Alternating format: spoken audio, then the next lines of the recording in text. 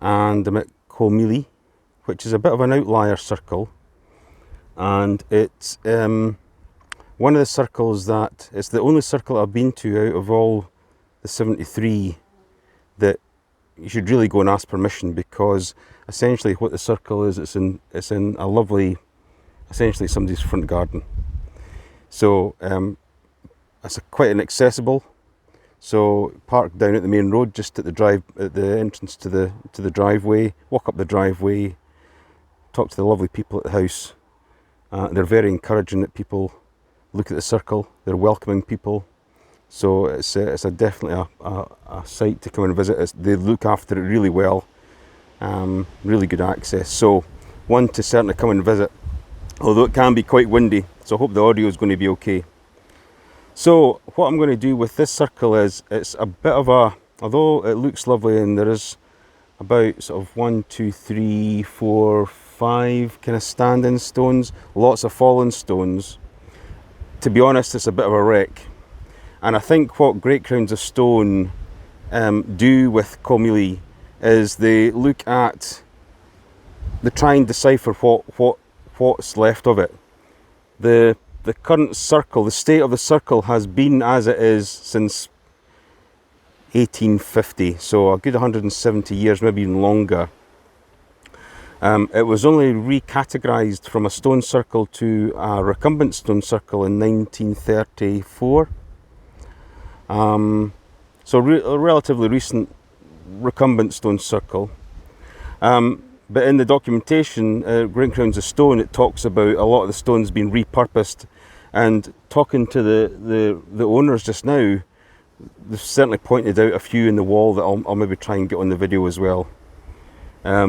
So what it looks like's happened to this circle is certainly the cairn's been robbed for the dikes round about. I would say, in my personal opinion, is this circle was basically decimated to make use of the stone for the barn, the walls, the dikes, anything they could put their hands on. I suspect there's been a little bit of reconstruction before 1850, and that's what's been trying to, the archaeologists have been trying to decipher what this circle's all about, and when in actual fact it's been a building site. Literally, there's been a building encroached into the circle at one time before, maybe back in the 1800s, maybe 1900s. And so I think it's a bit like trying to kind of picture a bit of a wreck. But anyway, I'll walk through how the numbering and the categorisation is in Great Crowns of Stone, and then I'll tell you what my opinion is, which is quite different. So, coming up to the fallen recumbent, which is in two bits, the main bit here and the smaller bit here, so that's numbered 2 and 2A. Under convention, the recumbent setting would be the west flanker would be number 1, recumbent number 2, and east flanker number 3. So I'm kind of standing inside the circle, kind of almost looking over the recumbent. There's some stones here which I'll talk about in a wee minute, but generally speaking, looking over the recumbent from inside the circle, we'd be looking kind of south, maybe a little bit of south-east, but predominantly south as far as we can kind of tell. The recumbent setting looks like it's encroaching into the cairn area here, a bit like Nine Stains.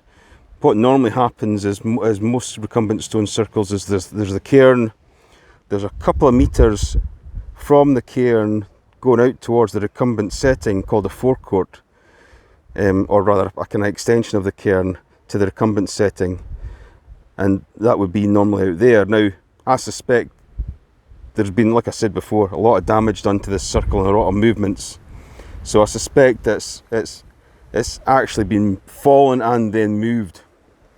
But what the Great Crowns of Stone have done is they've kind of identified the remaining stones as a bit like kind of a cross between Nine Stains and a Quartes, where a Quartes has got like a couple of stones just in front of the recumbents called A and B, and then a little forecourt that would come out in front of the recumbent area, a Quartes anyway.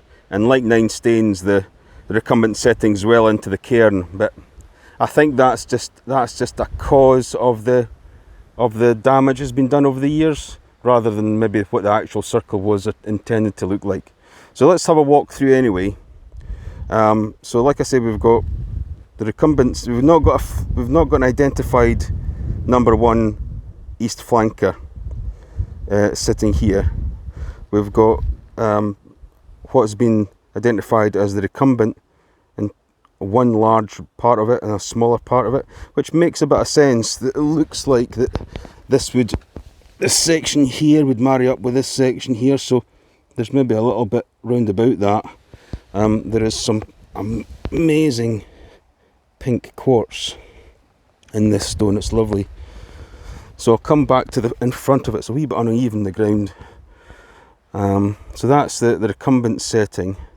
Now what Great Crowns of Stone suggest is that stone there isn't the flanker, it's actually it is the flanker, it's number 3 stone, and the stone here is actually one of these outliers, like a quartz is like a stone number B, I think.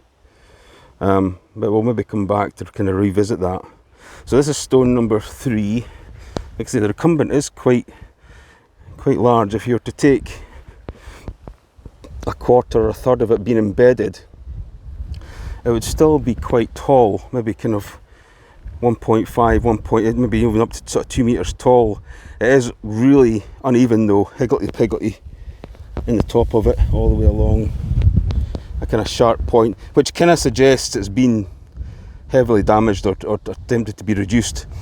This break here to me would suggest that it's been attempted to be blasted apart or reduced, shoved over. So this is what the stone that's suggesting is the west flanker. A bit of a slab of a stone, quite thin.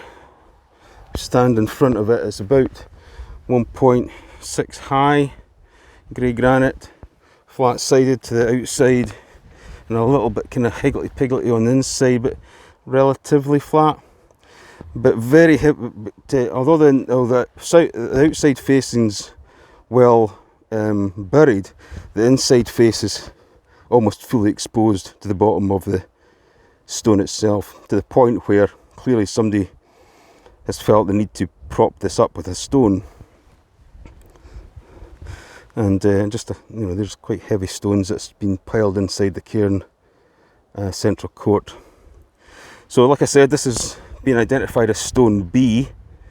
It's got nice quartz details on it on the top, down the sides, relatively well shaped. Look at that's lovely. Well shaped, or found to be that shape. Some potential kind of right angles there. A bit of a square slab of a stone. It's about kind of 1.6 high. Yeah, but really nice stone. And it's because of this kind of it's out. If that is the true angle of the recumbent, I guess they're thinking if the recumbent was there and fell forward, rather than where I think it's maybe actually fallen back into the circle, and this is truly the flanker, then this stone certainly sits outside the circle. And again, a bit like if one of the fallen stones over there is identified as a kind of A and B circle to a kind of forecourt, then that might be the case, like a quartz is, but I suspect it's maybe this whole section's been so badly damaged and rearranged and broken up that it's really hard to tell what is what. So round to now, this is stone number 4. Nice thin kind of slab, nice flat facing into the circle. On the inside of the circle, it's around about kind of shoulder height on me, so maybe that's what 1.2, maybe 1.3 meters high. Nice slab of a stone from the outside. So this is stone number 4 as they've identified it, as the recumbent number 2, flanker number 3, stone number 4, and that's B, I think, is a kind of outlier. And then sort of walking around this circumference part, it would be stone number 5 as a fallen stone. and down onto the tarmac just to have a quick look at it, which is maybe not a bad one, because it's like it looks like it, even though it's fallen and there'd be a good quarter to a third of it embedded, it'd be maybe just slightly smaller than stone 4. So yeah, that makes a bit of sense, I suppose, on that circumference. The circle itself's taken, you know, it's a good metre off the road. This farm road, or this road up to the farmhouse, or the residence, has probably been there for a good 200 years or more. So you can imagine that road being, you know, a dirt road being used back and forward, getting levelled out, or levelled down rather, and the stone circle remaining kind of the level that it is.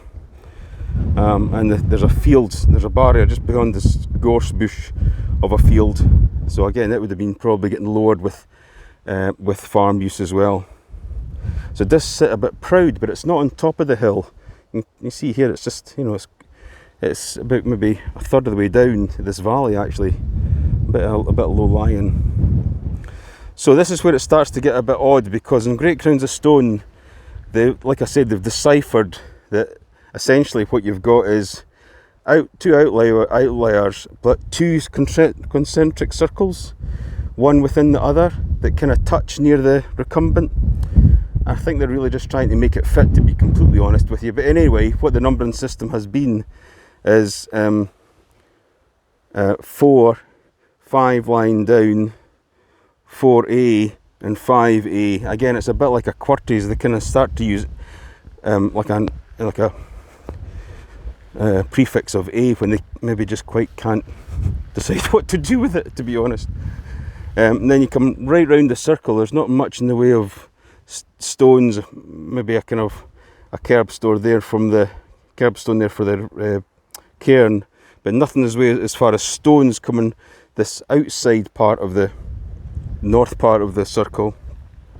And again, we get to these two stones, and again what they've done is they've called the large line down stone that's sort of lying down on its side as stone 6, and this is 6A.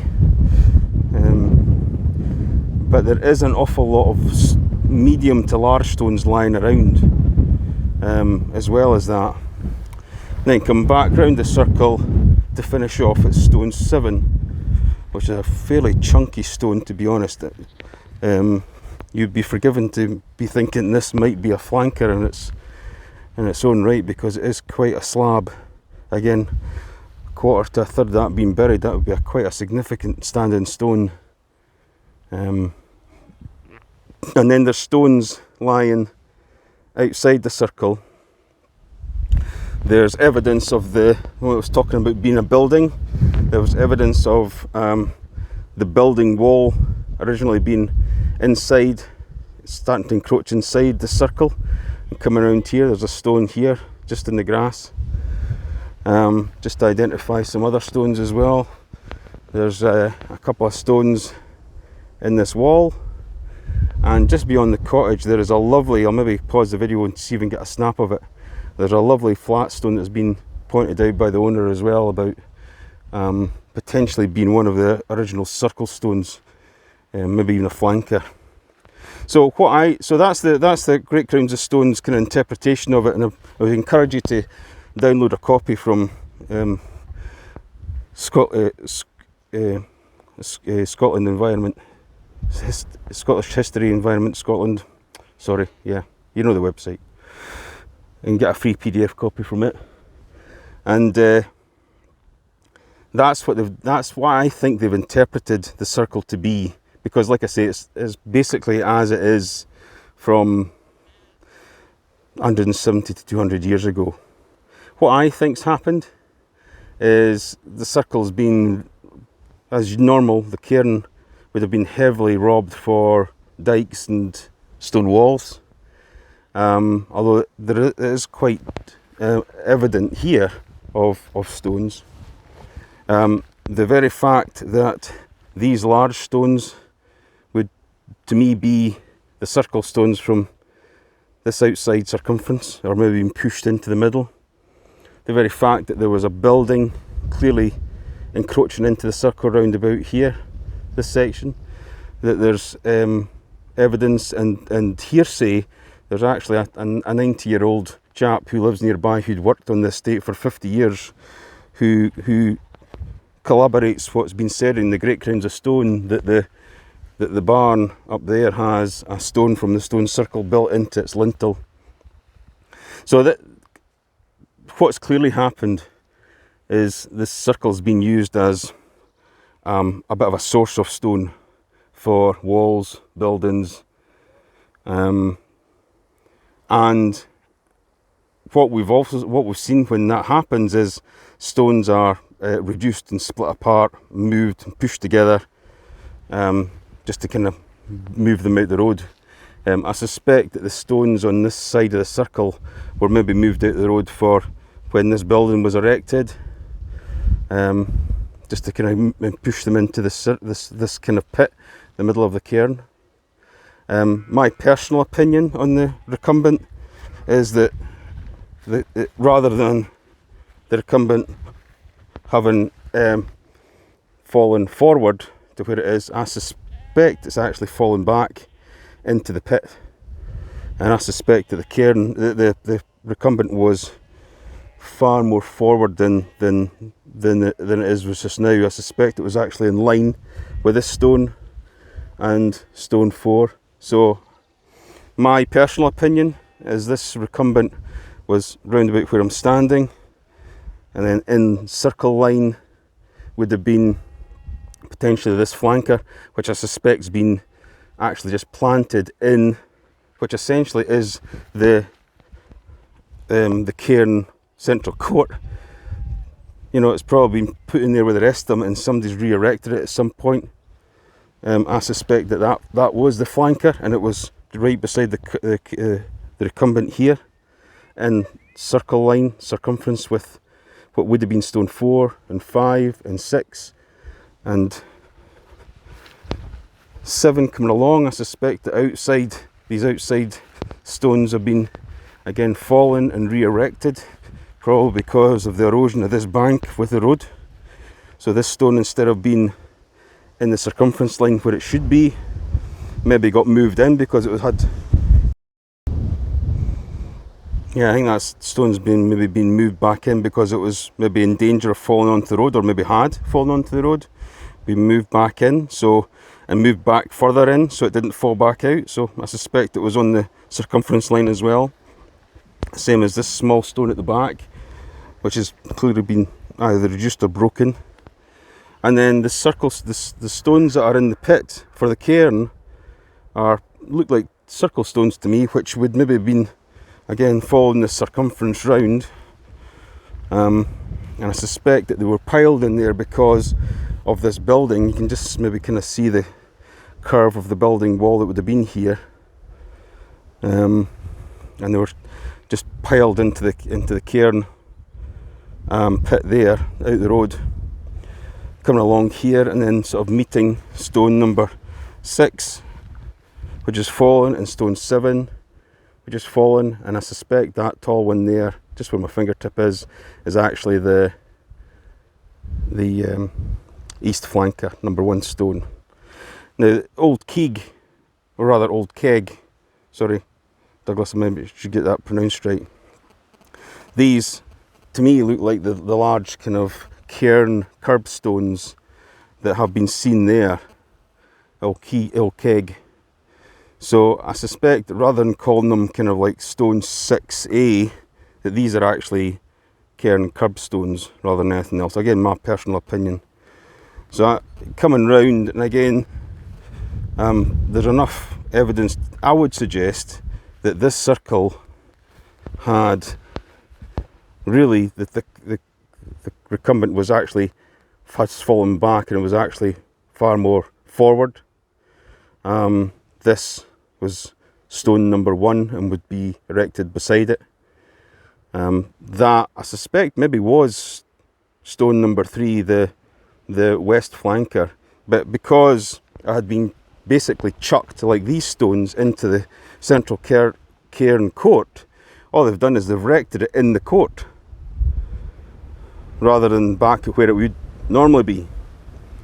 And that's what this stone has kind of caused all the confusion about, a kind of concentric, this stone and stone 4A, because it's been brought back into the circle. I think these two stones have caused the kind of, well, what can we do about this? And this has drawn up this kind of idea of a concentric circle within the main circle. When I personally think it's actually just been a normal recumbent has been pushed back. It's been a normal circle all the way around, a normal cairn and a cairn pit, and basically sometime 200 or maybe 250 years ago, when the farm was maybe getting constructed initially, there was maybe a kind of barn or building here that's encroached straight into the circle. There's stones in the wall, there's stones up in that wall as well.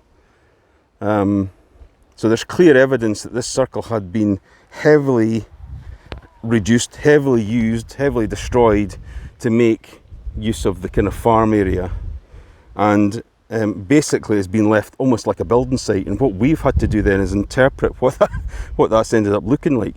And this stone here has been re-erected, thinking it's a braw stone, let's just put it back up, without thinking that, well, it's in the wrong place, maybe not really knowing it's in the wrong place. So my personal opinion is that this is a heavily destroyed, as it says in Great Grounds of Stone, there's a heavily destroyed circle, and we've tried to interpret 200 odd years on since all that destruction work's taken place, and the reduction work especially, shoving the recumbent stone over, trying to split it, trying to reduce it, pushing the circle stones into the pit. And falling, these kind of stones just left kind of falling in use in the stone walls round about, and the evidence that there's kind of large kind of stone blocks kind of just very nearby would kind of suggest that we're just trying to interpret what has been left as a kind of real wreck, a real ruin. So just to reiterate, my personal opinion is that is actually stone number 1, and it would have been in round about here.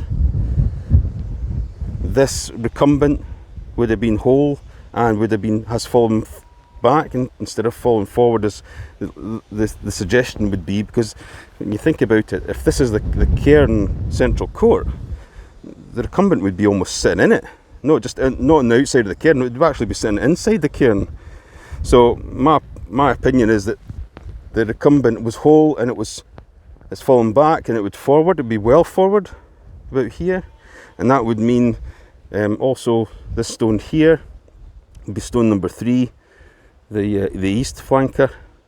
So 1, 2 and 3 all kind of in line when I'm standing just now, which would be put in perfect alignment with this stone, which should be stone 4, then stone 5, then stone 6, which has fallen at the back, and stone 7, which has been pushed into the circle from the road. So that's my personal opinion, is that this was really a proper, almost tire bagger type maybe size as well, of recumbent stone circle, but it's been heavily destroyed, heavily reused, and we've tried to kind of reinterpret what it is with one or two probably well-intentioned the stones being put up back in the wrong places. It's definitely worth a visit. It's lovely. The residents here are very, very welcoming. They're very encouraging of people to come and look at the circle. It's really easy access if you just park down at the road and walk up the drive. But yeah, it's definitely well worth a visit. So you can see this is the barns here that's allegedly got one of the stone circles in as a lintel rather, but this main wall, I mean, if there was ever a stone from a stone circle or a flanker, you'd maybe kind of suggest that was one of them. Again, there's a couple of stones here that would kind of might put you in mind of one fairly large slab of a stone, either a circle stone or a cairn curbstone. which is in the wall directly across from the circle itself. So I hope you've enjoyed that little walk through of Colmealie. Definitely worth a visit, and highly recommended.